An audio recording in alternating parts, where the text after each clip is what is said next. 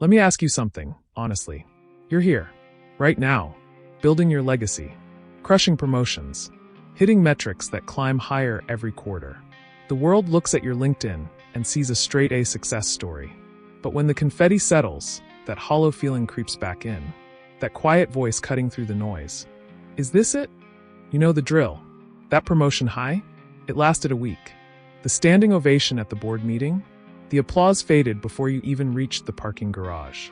You've devoured every Tim Ferriss episode, journaled stoic mantras at 5 a.m., watched all the YouTube deep dives on purpose, the ones with titles like 10 Steps to Find Your Dharma and Why You're Still Miserable Despite Your Success.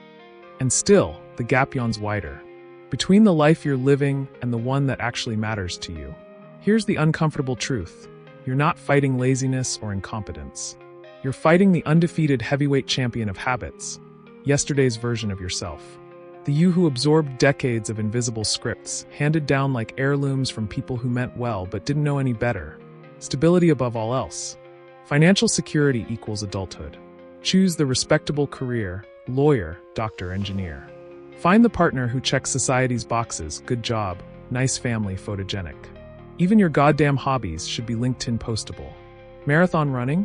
Impressive. Collecting vintage Pokemon cards? Keep that to yourself. These aren't your values.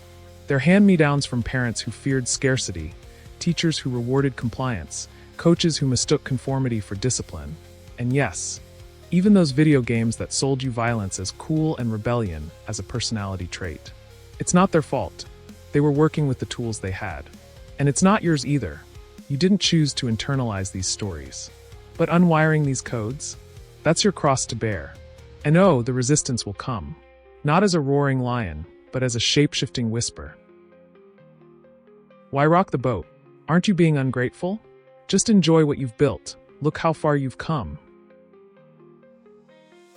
It'll weaponize your achievements against you. Turn your trophies into prison bars. Make your resume feel like a life sentence. But here's the lifeline.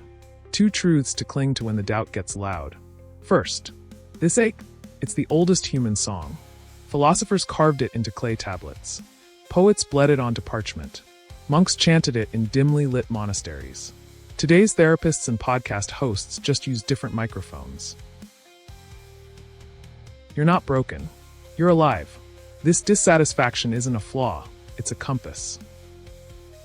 Second, breakthroughs come sideways. They don't arrive during your 7th hour of TED Talk binge watching. They sucker punch you when you're half asleep on a Tuesday. For me, it was a single question in a dog-eared library book. What's your condition to be loved? My instant, unguarded reply, the one that bypassed my carefully curated identity, was to be seen as successful. Not even being successful, just the appearance.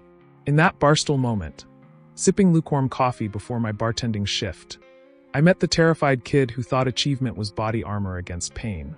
The child who believed he had to earn his place at the table. And my heart shattered into 1,000 pieces for him. Here's the paradox of the self-help industrial complex. It's a double-edged sword. On bad days, it screams how far you are from perfect, dangling guru-endorsed checklists that make your progress feel microscopic. On good days, it hands you a crowbar, a quote, a journal prompt, a meditation hack, from someone who's mapped the minefield. But here's what they don't tell you in those polished Instagram posts. Insight without action is spiritual masturbation. It feels profound in the moment, but leaves you emptier than before.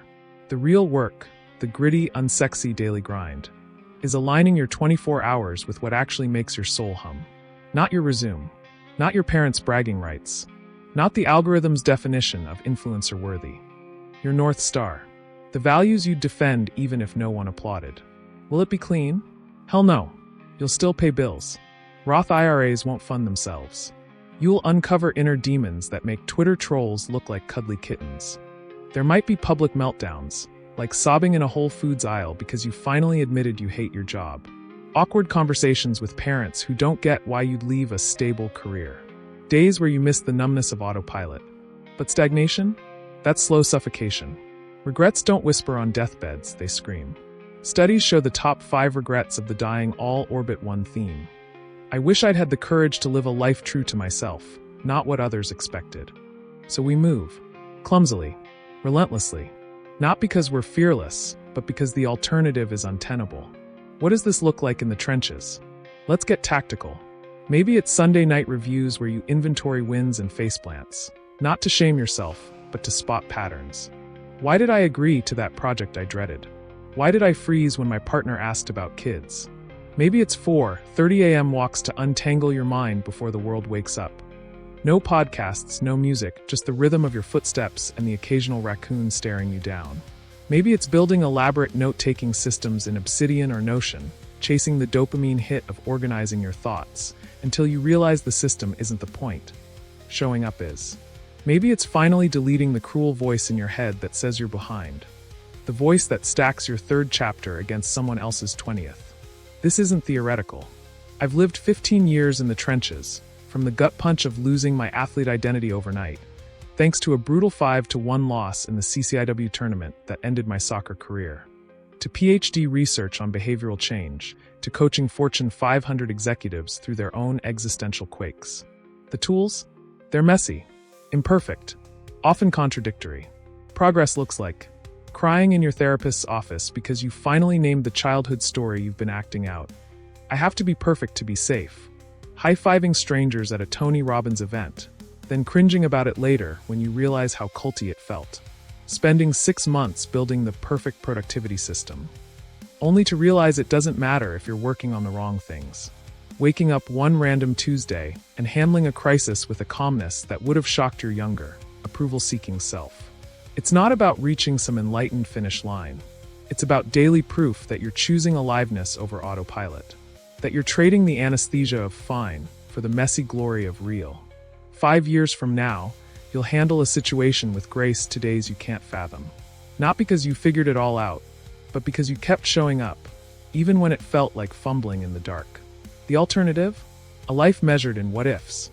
A eulogy that praises your adaptability to everyone else's expectations. A gravestone that reads, "Here lies someone who mastered the art of playing small." But you? We don't do half-lived here. So take the goddamn leap. The net might not appear, but I promise you'll grow wings on the way down.